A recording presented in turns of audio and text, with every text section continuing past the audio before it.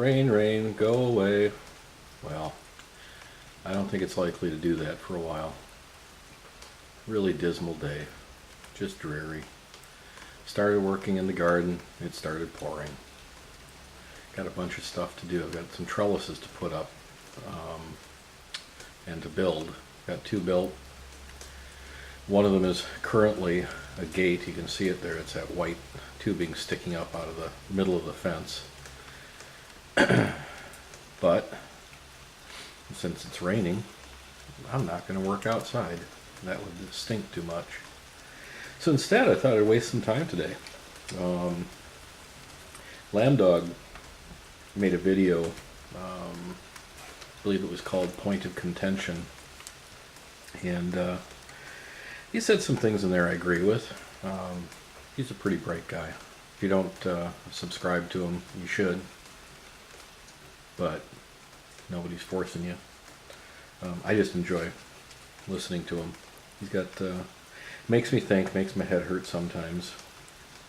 There were a few things I had to I came into a point of contention with him over, and that's probably not the best word for it. Sometimes the way he talks about preppers is like someone painting with a very broad brush. I consider myself a prepper, and I guess that means I'm also a survivalist of sorts. I certainly believe in being prepared for breakdowns in services, for possible hyperinflation, things like that. I mean, it really doesn't cost me anything to be prepared. I like to learn new things, so learning skills isn't really a cost. It's a hobby. I guess hobbies are a cost, but anyway, I think prepping is a good idea, and I wish more people would do it.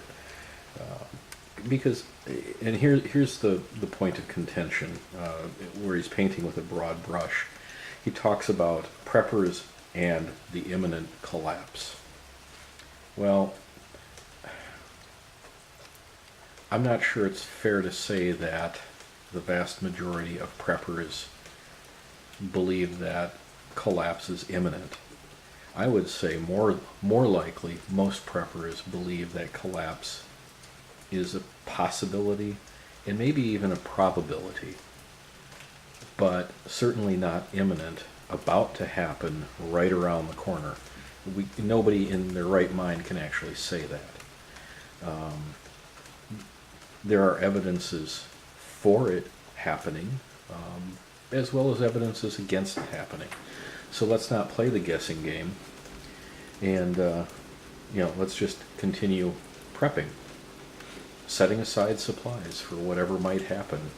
Whether it's a hurricane that comes through and knocks out power for a couple weeks and disrupts services and the ability to get food. I think it's actually a patriotic thing to be prepared, to not suckle the government teat whenever you're in trouble. It's much better to take care of yourself and your family and your friends and the strangers if you can. I mean, helping the rest of society out as you can. So I think self-sufficiency is much better than the government teat.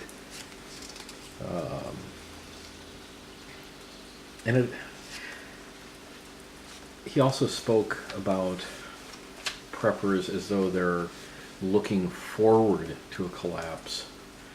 And I've read things written by certain preppers that, yeah, I can see that they're looking forward to that. I've read things by many others, the vast majority of other preppers, that are more of the opinion that, I'm preparing. I don't really care if I ever use my preps because I rotate it in and out, I use it. It's not like I'm storing 30 years worth of food and never touching it. So it doesn't matter to them if there's a collapse or not. Most people say, I hope there never is. Hey folks, Doc back again. I just got a phone call from my friend the Dude from 80s Podcast Channel, and we're just getting ready to do some fun stuff. And anyway, back to the idea of preppers and imminent collapse and looking forward to imminent collapse. And I've got a couple of ideas on that. I think most people aren't looking forward to a collapse, even if they believe it's going to happen. I mean, seriously, who in their right mind could look forward to some of the scenarios that people come up with? I mean, it's just, even living through something that's similar to the Great Depression would not be fun. I mean, it's just, there is no excitement there, believe me.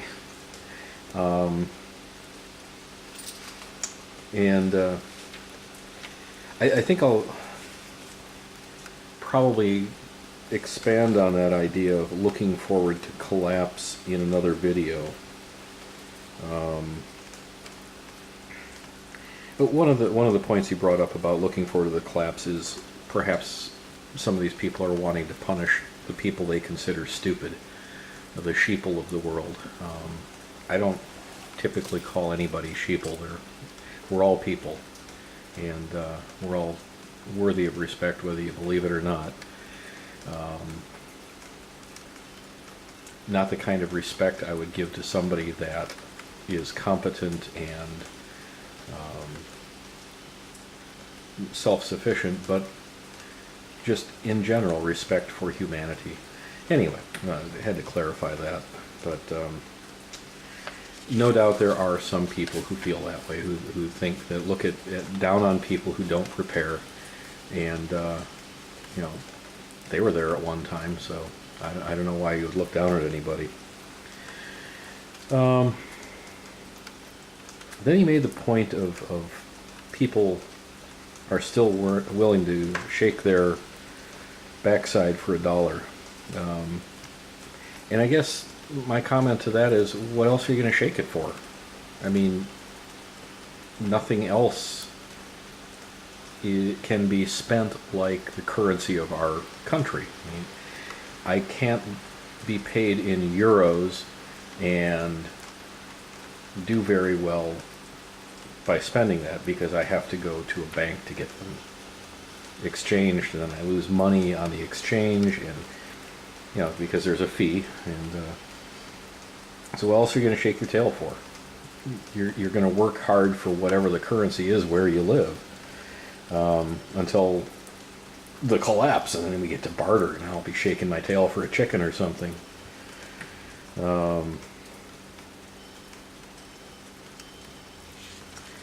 And he said some stuff about the debt, and I think the debt at this point doesn't matter a whole heck of a lot.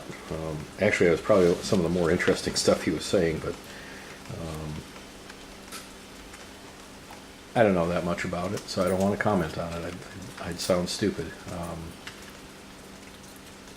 Comparing personal debt to the debt of a country is probably a really bad analogy. You and I can't survive by overextending ourselves. Apparently the government has proven that they can overextend themselves quite well and still function, albeit in a dysfunctional way. So anyway, those are my comments. It was a good video, Lambdog. Not that you need my approval or acknowledgement, but I did enjoy it, and got me thinking about a few things. So anyway, hey folks, have a great day. I'm going to be doing another video probably pretty soon here, regarding government collapse and or revolution. Have a good one.